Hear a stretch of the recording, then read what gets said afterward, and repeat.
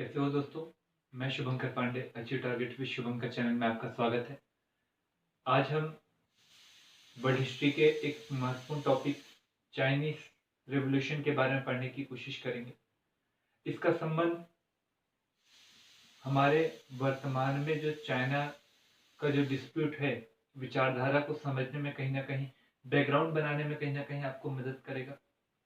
और साथ में आपको इस बात की जानकारी भी हो पाएगी कि भैया भारत की आज़ादी के बाद में भारत का चाइना के प्रति क्या रवैया था, ये रवैया क्यों बना, हमने क्यों इस प्रकार की हिंदी चीनी भाई भाई विचारधारा को हमने समर्थन दिया, क्यों हमने तिब्बत पर आक्रमण करने के बावजूद चाइना को हमने समर्थन दिया, क्या कारण थे, उन बातों को हम समझने की कोशिश करेंगे। और ये बैकग्राउंड बनेगा, ये बैकग्राउंड बनेगा तो स्वाभाविक रूप से जब आईआर के टॉपिक हम ऑनलाइन वीडियो में देखेंगे, इंटरनेशनल रिलेशनशिप के, तो वहां पर आपको बहुत अधिक मदद मिलेंगी यहाँ से।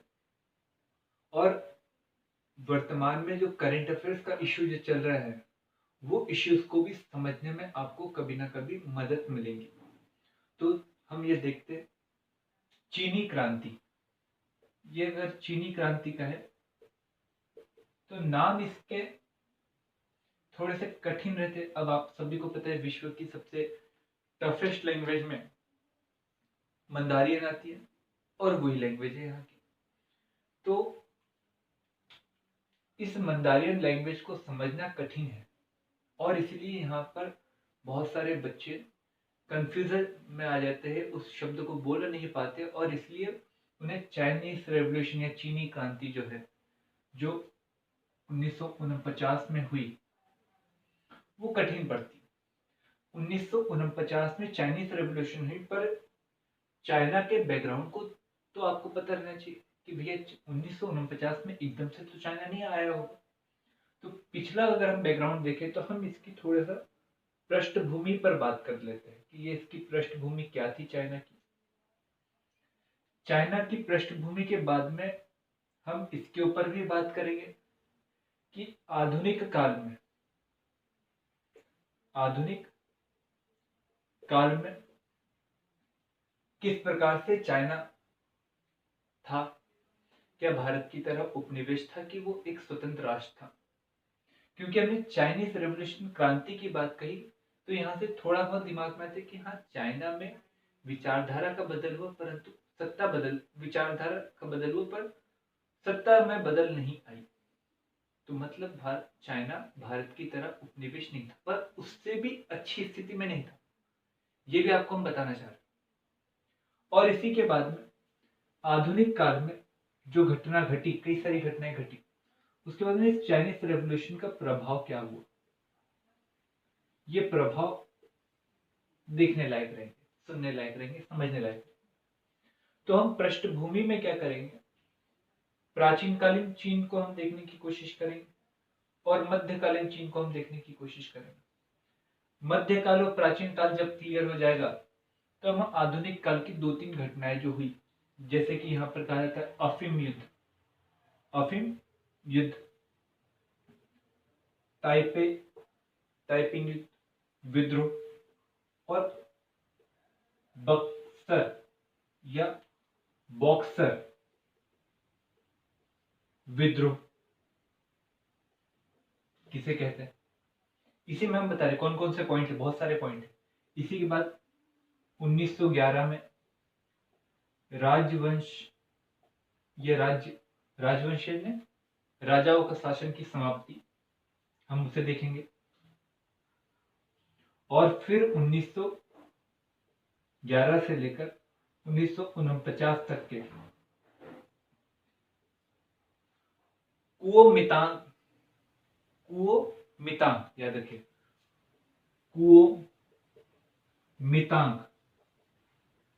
पार्टी की सरकार। और कुओमितांग को क्या कहा जाता है, राष्ट्रवादी पार्टी। कौन सी पार्टी बेटा, राष्ट्रवादी पार्टी। इसका हिंदी में क्या होता है अर्थ, राष्ट्रवादी पार्टी। और कुम चांग तांग जो होता है, उसका मतलब होता है साम्यवादी पार्टी। साम्यवादी पार्टी, ये थोड़ा सा शब्द याद रखिएगा। हमें इतनी बातों को ध्यान में रखना है। बस आप ये याद रखिएगा, अगर आपको कोमितांग याद नहीं रहता है तो आप राष्ट्रवादी पार्टी याद रखिए। अब कुमचांगतांग याद नहीं रहता है तो आप साम्यवादी पार्टी याद रखिए। ये बात आपको क्लियर रहेगी। कुछ नाम को भी याद रखिएगा। सनायत से याद रखिएगा, जो समाजवादी पार्टी है साम्यवादी पार्टी के संस्थापक है। प्रारंभ में आपको एक व्यक्ति दिखाई जिसका नाम है चंगाई शेख। ये राष्ट्रवादी पार्टी के प्रमुख नेता है। और इसमें एक और व्यक्ति दिखाई देगा जो समाजवादी पार्टी से संबंधित था, जिसका नाम था माओ माओ से तुम, जो समाजवादी पार्टी का प्रमुख नेता, जिसने चाइनीज रेवोल्यूशन को सामने लाकर दिखाया, साम्यवादी सरकार की वहां पर स्थापना की। तो अब इन बातों को थोड़ा सा याद रखिए। कुमचांगतांग, कुओमितांग, चंगाई शेख समाजवादी पार्टी, सनायत सेन चंगाई शेख राष्ट्रवादी पार्टी, सनायत सेन कुमचांगतांग पार्टी से संबंधित था। और कुओ में जो माओ से तुंग था, ये चाइनीज रेवोल्यूशन को करने वाला व्यक्ति था, उसके नेतृत्व में हुआ और वो साम्यवादी पार्टी से अपना संबंध रखता था। ये बातें आप याद रखिएगा और ये थोड़े से सिनॉप्सिस आप बना के रखिएगा। अब बात ये आती है, चाइनीज रेवोल्यूशन थोड़ा बड़ा है तो थोड़ा धीरे धीरे समझने की कोशिश करो। और सबसे हार्ड टॉपिकों में इसको गिना जाता है हमारे वर्ल्ड अफेयर के संबंध में। क्यों? क्योंकि भाषा के आधार पर हो और इसके इतिहास के विषय में जानकारी कम है। भाषा के आधार पर तो है कठिन और इसके विषय में जानकारी भी कम है, और जानकारी कम होने के कारण कहीं ना कहीं हमें इसको समझना कठिन पड़ता है। पर तभी भी हम समझने की कोशिश करेंगे। यदि आपने ये बना चुके होंगे तो हम पृष्ठभूमि को जानने की कोशिश करते हैं। चाइना जो था, यदि हम चाइना की बात करें तो आपको चीन से आए हुए दो प्रमुख व्यक्ति दिखाई देंगे। एक व्यक्ति का नाम है फाइयांग और दूसरे का नाम है हिंसा। ये दोनों चाइनीज थे और ये चाइनीज व्यक्ति भारत में आए। एक व्यक्ति आया गुप्त वंश के समय में और एक व्यक्ति आया था वर्धन वंश के समय में, हर्षवर्धन के समय में। ये दोनों व्यक्ति आए, पहले फाइयांग आए फिर हिंसा आए। तो मतलब हमें फाइयांग और हिंसांग के आने के बाद में फाइयांग और हिंसांग के द्वार माध्यम से हमें चाइना के प्राचीन काल के बारे में जानकारी मिलती है। और हम जब मध्य प्राचीन काल में एक और एरा पढ़ेंगे जिसे कहा जाता है अंधकार काल। हम मगध पढ़ेंगे, मगध के बाद में एक काल आता है जिसे अंधकार काल कहा जाता है। और इस अंधकार काल में हम कई सारी विदेशी शक्तियों के बारे में पढ़ेंगे, जिसमें से आपको विदेशी शक्तियों में इंडो ग्रीक, आपको शंख, पढ़न और कुषाण दिखाई देंगे। ये सब विदेशी शक्ति भारत में आई।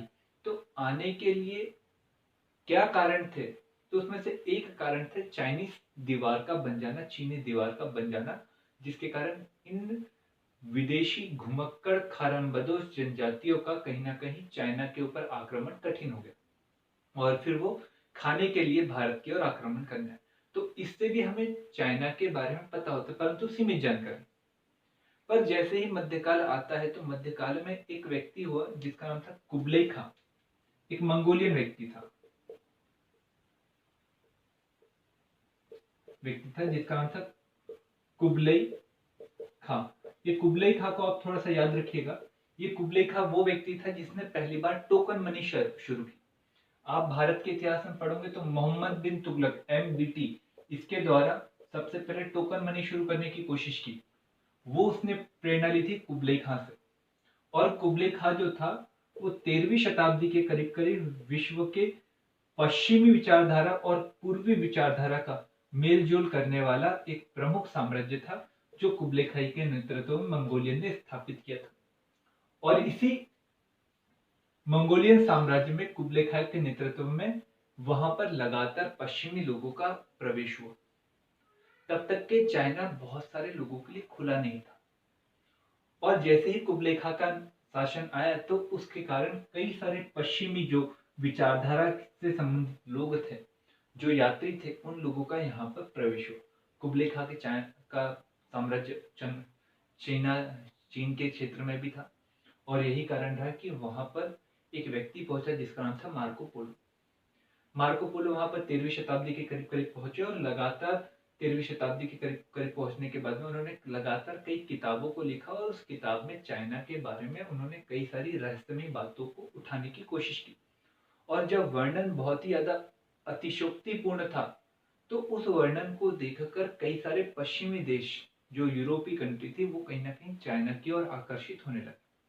और इसके बाद में 13वीं शताब्दी के बाद में पश्चिमी शक्तियों का लगातार चाइना की ओर आकर्षण बढ़ने लगा, जिसमें भारत में आने वाली सबसे पहली कंपनी पुर्तगाल थी, तो वहां पर पुर्तगाल आई।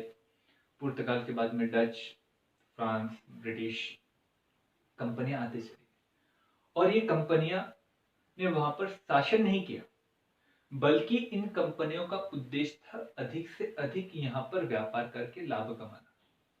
और सब कंपनियां जो आई, और उनमें लास्ट में एक कंपनी और आ गई जिसका नाम था अमेरिका। अमेरिका की आजादी कब हुई बेटा? 1776 में। और 1776 के बाद में अमेरिका ने भी उपनिवेश से लड़कर आजादी प्राप्त की, उपनिवेश के खिलाफ लड़कर आजादी प्राप्त की, परंतु अंतिमतः वो भी उपनिवेश की ओर आगे बढ़ते चले गए, क्योंकि कैपिटलिज्म की विचारधारा को वो मानता था। तो धीरे धीरे धीरे धीरे चाइना के ऊपर, चीन के ऊपर इनका अधिकार होते चले गए, पर अधिकार सत्तात्मक नहीं था बल्कि व्यापारिक था। जो भी शक्ति आती थी विदेश से, या जैसे यूरोपीय कंट्री से, वो निश्चित क्षेत्र में व्यापार करने की लगातार अनुमति मांगती थी। और इन व्यापारिक कंपनियों में ब्रिटिश कंपनी बहुत महत्वपूर्ण थी, क्योंकि ब्रिटिश के उपनिवेश जो थे पूरे विश्व में थे, पूरे सर्कल पूरे विश्व में थे, और उसके कारण उसकी सैन्य शक्ति, नौसेना शक्ति बहुत महत्वपूर्ण थी और बहुत मजबूत थी। और वो लगातार चाइना में किसी भी प्रकार से व्यापार को वो प्रॉफिटेबल बनाना चाहती थी। और आप सभी को पता है कि जो चीन ब्रिटिश था, वो ब्रिटिश में आपको पता है 1688 के करीब करीब गौरवपूर्ण क्रांति हो चुकी थी। और इस गौरवपूर्ण क्रांति के कारण संसद जो थी ब्रिटेन में महत्वपूर्ण हो चुकी थी, और संसद जनता के द्वारा चुने गए प्रतिनिधि थे, लोग थे जो संसद में शामिल होते थे, और इन्हीं के द्वारा यहाँ पर शासन किया जाता था। और इस शासन में हमेशा ब्रिटिश राष्ट्रवाद को बहुत अधिक महत्व दिया जाता था, और ब्रिटिश राष्ट्रवाद के कारण यहाँ पर ये दिखाई देने लगा कि जो भी कंपनियां काम करती थी चाइना में, वो चाइना से वस्तु को लेकर जाती थी और ब्रिटेन में बेचती थी। बदले में चाइना में कोई भी वस्तु की खपत नहीं होती थी।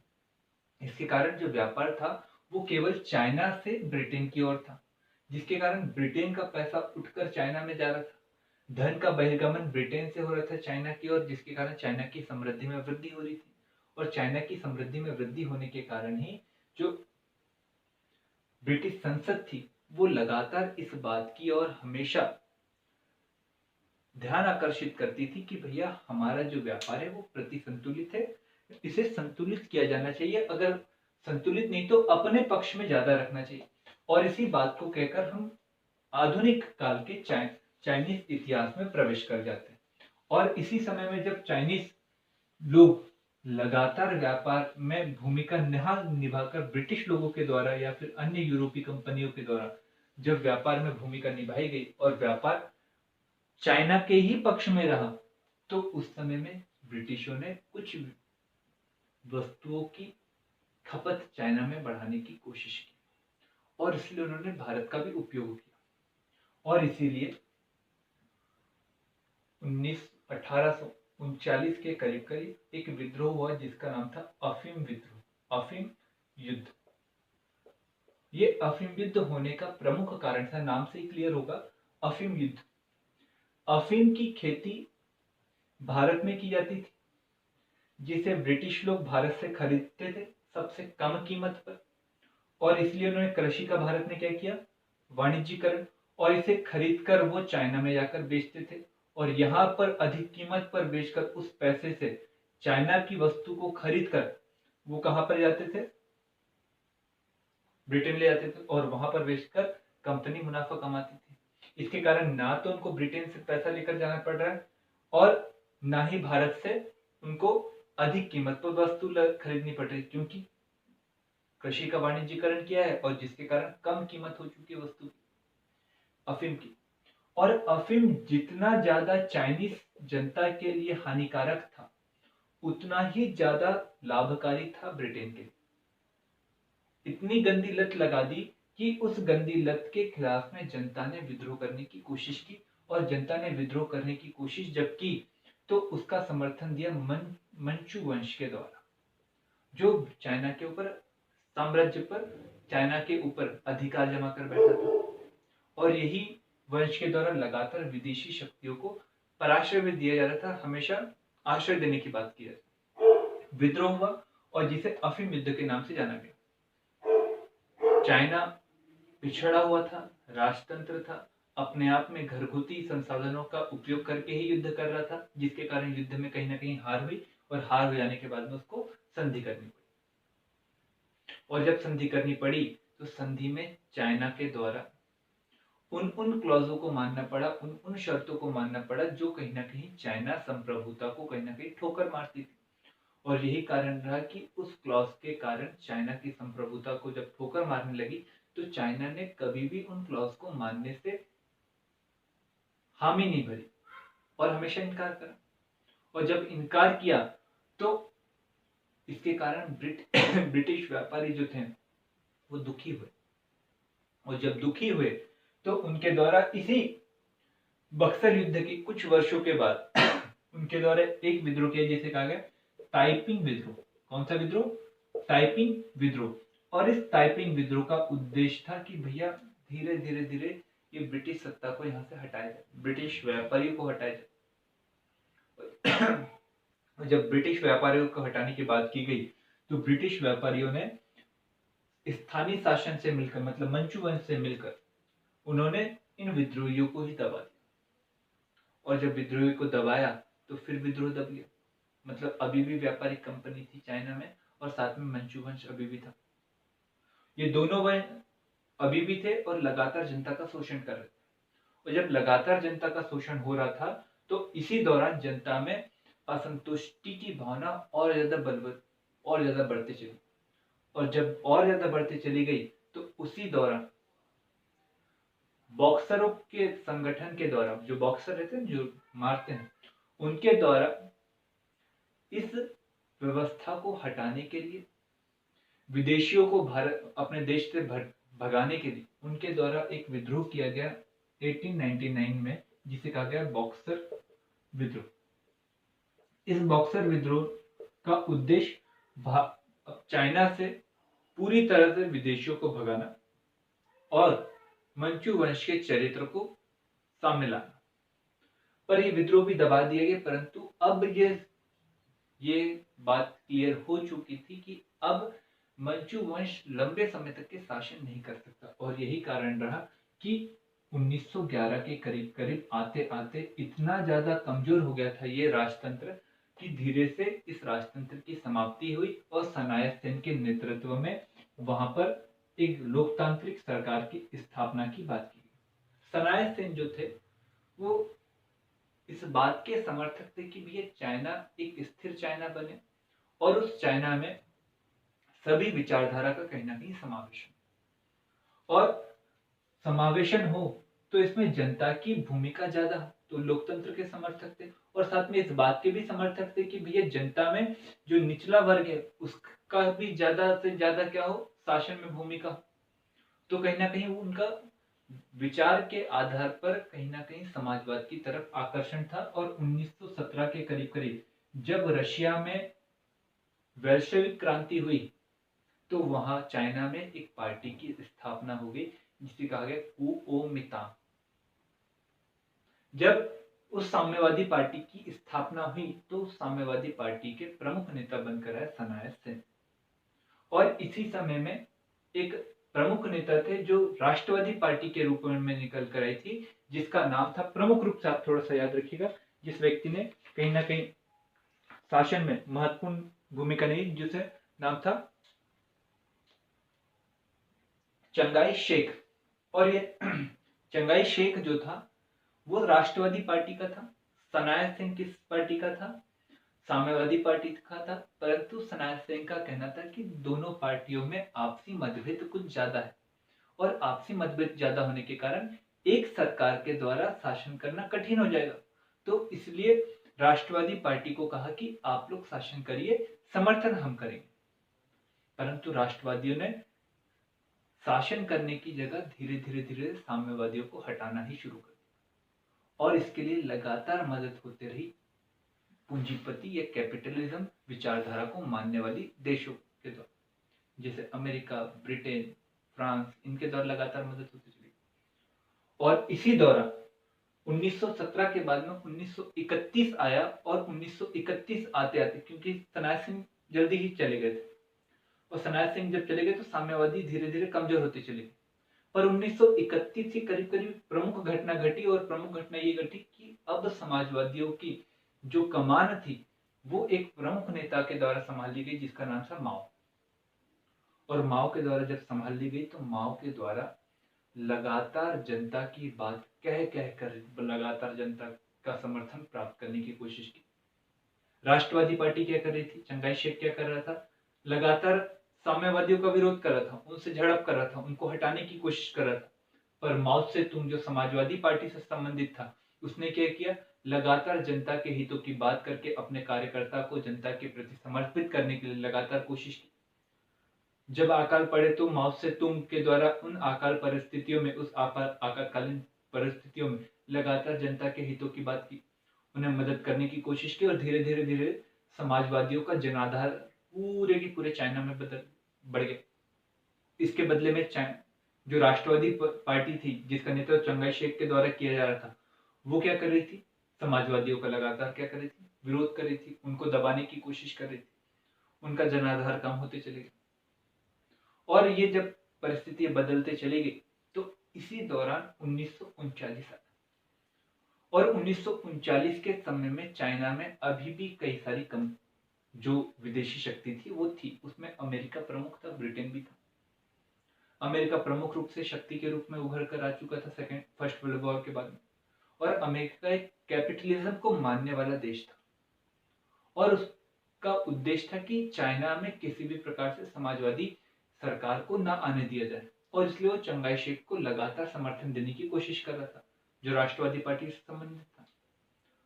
और यही कारण रहा कि जब सेकेंड वर्ल्ड वॉर हुआ तो सेकेंड वर्ल्ड वॉर के समय में जापान के द्वारा आक्रमण किए गए चाइना के ऊपर। और जब चाइना के ऊपर आक्रमण किया गया तो चंगाई शेख जो राष्ट्रवादी पार्टी से संबंधित था, उस राष्ट्रवादी पार्टी ने जापान के आक्रमण को रोकने की कोशिश नहीं की, बल्कि साम्यवादियों को अपने देश से, अपने यहां से हटाने की कोशिश की। पर जो माओ से तुंग था, जो समाजवादी पार्टी से संबंधित था, उसके द्वारा क्या किया गया? जापान के विद्रोह का, आक्रमण का विरोध करने के लिए लगातार अपने लोगों को भेजा गया, जिसके कारण जनाधार और बढ़ते चले गया। जब जनाधार और बढ़ते चले गया तो साम्यवादियों का स्थिति सेकेंड वर्ल्ड वॉर समाप्त होते होते बहुत अधिक मजबूत हो गई। और जब 1945 तक के बहुत अधिक मजबूत हो गई तो उसी के बाद में समाजवादी और राष्ट्रवादी सरकार अब दोनों पावरफुल विचारधारा बन गई चाइना में। और अब दोनों जब पावरफुल विचारधारा बन गई तो 1945 आते आते विश्व में दो विचारधारा के नाम पर शीत युद्ध भी शुरू हो चुका था, एक समाजवाद और एक पूंजीवाद। तो मार्शल नामक एक योजना भेजी गई अमेरिका के द्वारा और कहा गया कि भैया चाइना में दोनों विचारधारा है और दोनों विचारधारा ने जिस जिस क्षेत्र पर अपनी सरकार को बनाकर रखा है उस क्षेत्र पर आप लोग अपना शासन करिए और उस शासन को रन करिए, चलाते रहिए। पर माओ से तुंग ने कहा कि अधिकार बंदूक की नली से प्राप्त होते और उसने पूरे के पूरे चाइना के ऊपर अधिकार जमाने की कोशिश की, जिसके कारण चंगाई शेख को भागकर एक फार्मोसा नामक द्वीप पर जाना पड़ा। और फार्मोसा नामक पर जब जाना पड़ा तो उसे वर्तमान में कहा गया एक नवीन देश जिसका नाम था ताइवान। आया समझ में ताइवान कैसे बना? इस युद्ध के बाद में ताइवान बना और पूरे शेष जो चाइना था उसके ऊपर अधिकार हो गया माओ से तुंग का। जब माओ से तुंग का अधिकार हो गया तो पहली बार चाइना में समाजवादी सरकार स्थापित हुई, जो स्तंभ कहलाए। आज भी है समाजवादी सरकार, कहाँ पर? चाइना में। और चाइना में है और लगातार रन हो रहे हैं। और वर्तमान में जो ताइवान है वहां पर पूंजीवादी सरकार है, और वो पूंजीवादी सरकार को हमेशा अमेरिका के द्वारा समर्थन दिया गया, हमेशा। और यही कारण रहा कि 1945 में जब राष्ट्र संघ की जगह पर संयुक्त राष्ट्र संघ की स्थापना हुई, तो उसमें जो स्थायी सदस्य थे, स्थायी सदस्य, उनमें चाइना को तो शामिल किया गया, परंतु चाइना में समाजवादी चाइना नहीं बल्कि राष्ट्रवादी चाइना जो फार्मोसा द्वीप पर था, जिसका नाम था ताइवान। पर धीरे धीरे ब्रिटेन और अमेरिका की नीतियों में परिवर्तन आया, और अमेरिका की नीतियों में परिवर्तन जब आया तो 1971 के करीब करीब साम्यवादी चाइना और अमेरिका के बीच में संबंध हुआ, और उसके बाद में वर्तमान का जो चाइना है, साम्यवादी चाइना, उसको संयुक्त राष्ट्र संघ में स्थायी अध्यक्ष के रूप में, स्थायी सदस्य के रूप में भूमिका दी। और 1971 के बाद में जो वर्तमान का चाइना, जो माओ से तुंग, जो आपने शी जिनपिंग सुना होगा, उस राष्ट्र के द्वारा संयुक्त राष्ट्र संघ में अपना प्रतिनिधि भेजना शुरू किया। उसके बाद में अध्यक्ष, जो स्थायी सदस्य, उसके बाद में हमें दिखाई। ये सब कारण क्या थे, ये मैं आपको जब इंदिरा गांधी जी के विषय में बताने की कोशिश करूंगा, पॉलिटी के विषय में, तो वहां पर भी थोड़ी सी बातें बताने की कोशिश। बस आप इतना समझिए कि अमेरिका एक कैपिटलिज्म था को विचार मानता था, और कैपिटलिज्म जो है एक बाजार की खोज में हमेशा रहता है। चाइना की पॉपुलेशन उस समय में 60 लाख अरब करोड़ थी, और ताइवान की पॉपुलेशन 1 करोड़ थी। तो मुझे बताओ कौन सा मार्केट बड़ा है? ताइवान बड़ा है कि चाइना बड़ा है? स्वाभाविक तो चाइना। और यहाँ पर वस्तु की खपत ज्यादा हो सकती थी, तो अमेरिकी कंपनी के द्वारा उत्पादित वस्तु की खपत ज्यादा हो सकती थी। इसके कारण क्या किया? ताइवान के साथ संबंध को थोड़ा कम किया गया, और साम्यवादी चाइना के साथ संबंध को बढ़ाया गया। यह कहीं ना कहीं कारण है। कई अन्य कारण भी थे। रशिया को कहीं ना कहीं बैकफुट पे लाना चाहते थे वो, तो ये भी कई कारण थे। तो भैया इस प्रकार से 1949 के करीब करीब क्रांति हुई, और लंबे समय तक के चाइना विश्व से कटा रहा। और 1971 के बाद में जो साम्यवादी चाइना था वो उभर कर सामने आया, और 1978 के बाद में धीरे धीरे उसने 50 साल का रोड मैप बनाया, और उसके आधार पर उसने विकास किया। और वर्तमान में जो विकास दिखाई दे रहा है वो 1978 के बाद में जो दीर्घकालिक योजना थी उसके कारण हमें दिखाई दे रहा है। तो भैया ये था चाइनीज विद्रोह, चाइनीज क्रांति। इस चाइनीज क्रांति का प्रभाव भारत पर भी पड़ा, विश्व पर भी पड़ा।